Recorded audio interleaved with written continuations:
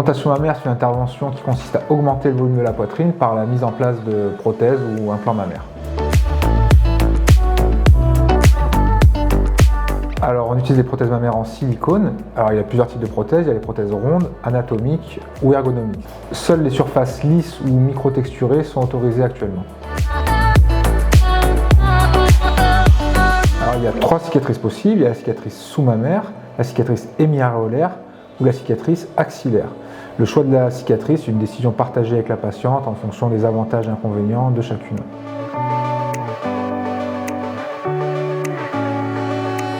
Alors, dans la majorité des cas, les implants sont posés derrière le muscle. On parle de position rétropectorale. Cela a plusieurs avantages, ça permet d'avoir un résultat qui est plus stable dans le temps et ça diminue aussi le risque de coque.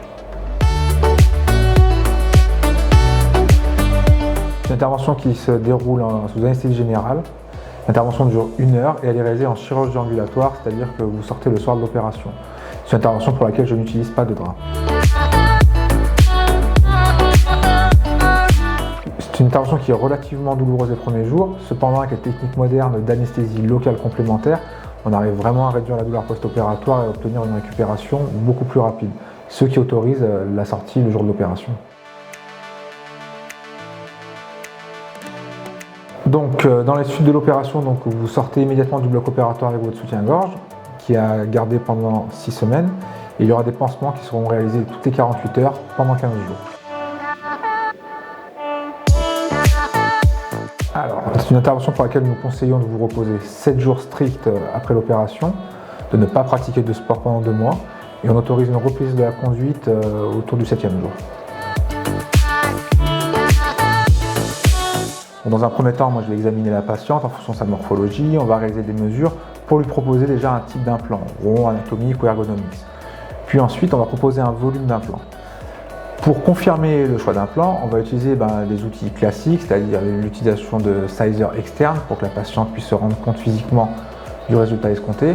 On va aussi utiliser des photographies avant-après, mais surtout récemment on dispose d'outils innovants, c'est-à-dire la simulation 3D, où là vraiment on va pouvoir faire une projection du résultat théorique à la patiente et on pourra tourner sur plusieurs angles pour vraiment avoir une représentation 3D du résultat escompté. Donc les prothèses mammaires ne sont pas responsables de cancer du sein. Il y a beaucoup d'études scientifiques qui ont été réalisées dans les 30 dernières années qui n'ont jamais montré d'augmentation du risque de cancer chez les femmes porteuses de prothèses mammaires.